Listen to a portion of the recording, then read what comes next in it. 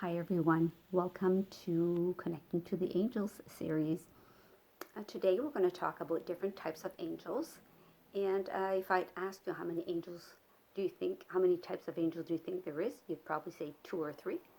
There are actually 9 types. And the reason that we don't really know about the other types of angels is because they're in a higher realm.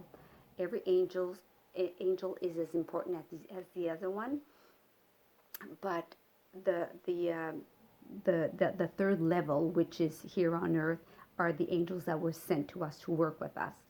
Now, in each, there are 3 levels actually, and in each level, there are 3 types of angels. Each type, we call that a choir. So there are 3 choirs per level, and so I can name them quickly if you want, but I have to take my paper because I don't work with them a lot. But in the first level, that is closest to God, they're all close to God, but these are the ones that stay there. They don't come down here on earth. We have the seraphim, the cherubim, and the thrones. And then in the second level, we have the dominions, virtues, and powers. And then, of course, the third level, which is here on earth, we have the principalities, archangels, and angels, which include our guardian angels in there. Now, the principalities, they work with world leaders, like people working for world peace, and so they bring them IDs and they guide them into how to bring calmness to situations sometimes that are quite volatile. And then, of course, we have our archangels. And the archangels, of course, are Archangel Michael and Archangel Gabriel, Raphael, Sandalphon, Metatron, and so on.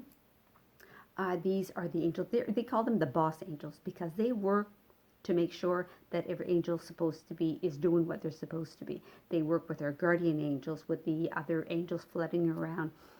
So the guardian angels or the archangels, that's their main job.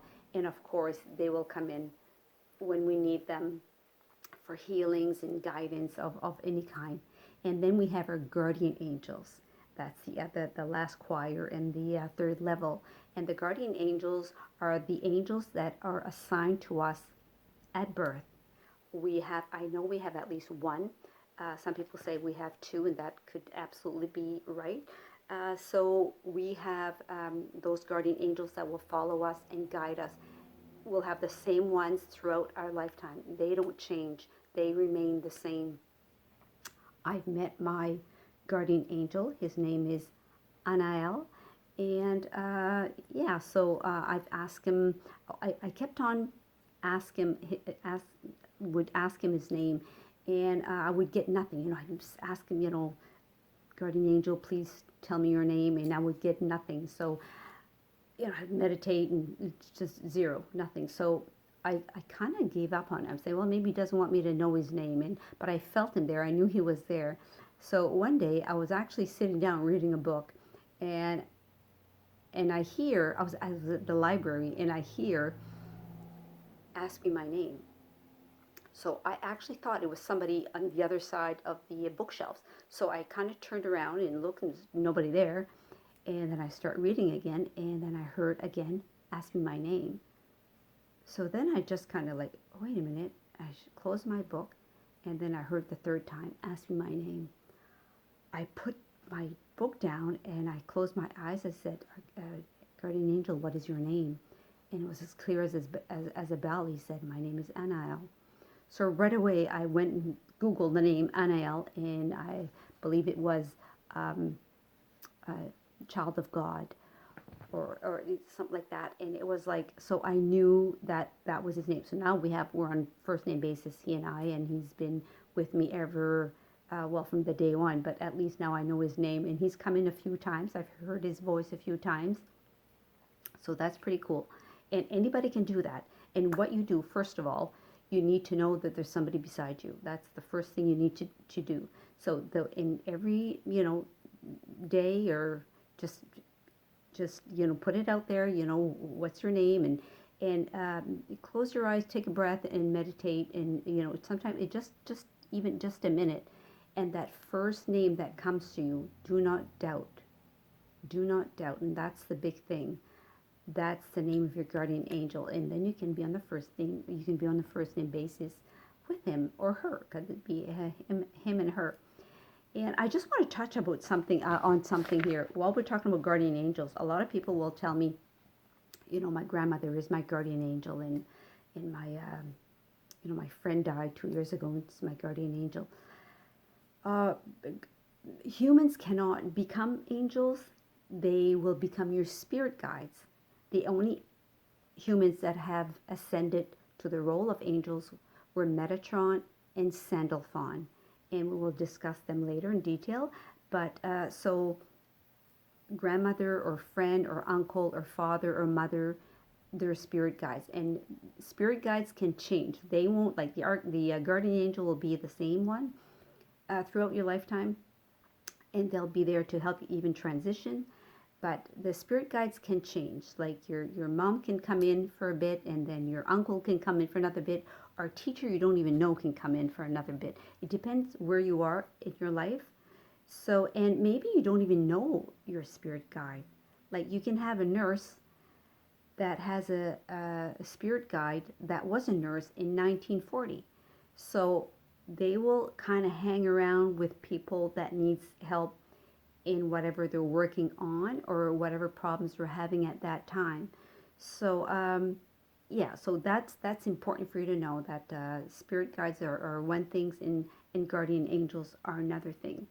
So I hope that helps. And let me tell you a little bit about. I've met my, like I said, my guardian angel. I know his name, but I've also met my spirit guide, and because I I knew I wanted to. I've always wanted to teach on this subject, and kind of Angel Sandalphon kind of confirmed that for me, last year. But before that, they sent a teacher to me.